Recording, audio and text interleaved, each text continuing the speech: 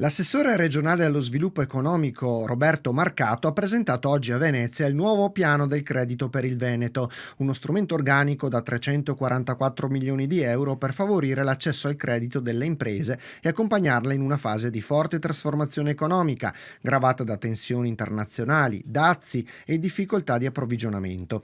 Un piano straordinario che, ha spiegato Marcato, era necessario. Sì, serviva, abbiamo messo 344 milioni di euro, quindi è l'operazione più robusta in termini di credito della Regione Veneto, nella sua storia, e questi sprigioneranno 1,7 miliardi di investimenti.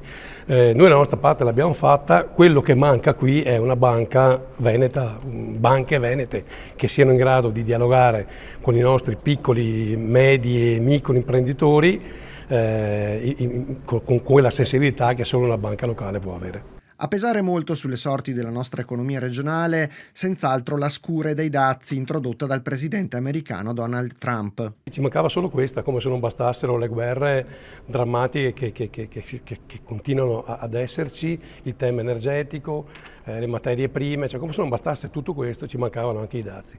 Cioè, i grandi colossi economici mondiali dovrebbero essere agevolatori di processi, non appesantire ulteriormente la situazione che non è delle migliori. La congiuntura economica e finanziaria la conoscete tutti, tutto serve tranne che i dazi. All'incontro, alla presenza delle categorie economiche, dei rappresentanti dei confidi, del sistema bancario e di quello camerale, hanno partecipato il presidente di Veneto Sviluppo Fabrizio Spagna con il direttore Mauro Trapani, l'amministratore unico di Veneto Innovazione Guido Beghetto, il segretario di CGA Mestre Renato Mason con Daniele Nicolai dell'Ufficio Studi, il direttore dell'area politiche economiche della regione Santo Romano. Anche Mason ha parlato di preoccupazione per l'introduzione dei dazi.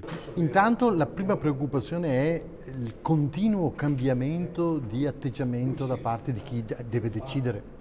Mi riferisco a Trump evidentemente. Diceva prima l'assessore Marcato, alle 8 del mattino ha un'idea, alle 8 e mezza ne ha un'altra, alle 7 di sera ha cambiato tutto. Quindi questa imprevedibilità è la prima cosa che ci preoccupa. Secondo, i numeri li conoscete, sono usciti in questi giorni, al 30% rischiamo di avere una pesante botta in testa come Italia, e evidentemente dentro l'Italia c'è anche il Veneto di circa 30 miliardi circa.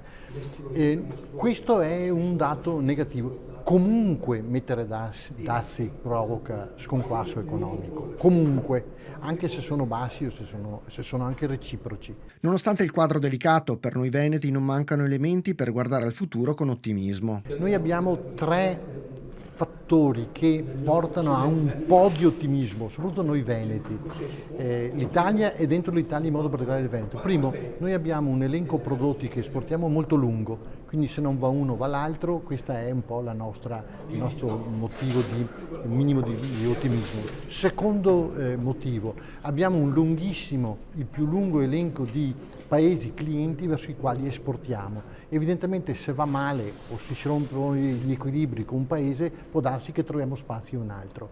Terzo, anche nei confronti del mercato americano, statunitense, noi abbiamo esportazioni di medio-alta gamma di prodotti. Significa che i clienti nostri negli Stati Uniti sono in grado di spendere. Confidiamo che questi, un 10% di differenza, un 15% di differenza, se parliamo del 150% no, ma un 15% di differenza, confidiamo, secondo le nostre previsioni, che abbia un impatto minimo, perché continuano ad acquistare, per la specificità del prodotto italiano, continueranno ad acquistare prodotti italiani. Questi tre motivi ci portano a guardare a quello che sta succedendo ogni ora, neanche ogni giorno, ogni ora, con un 5% di ottimismo.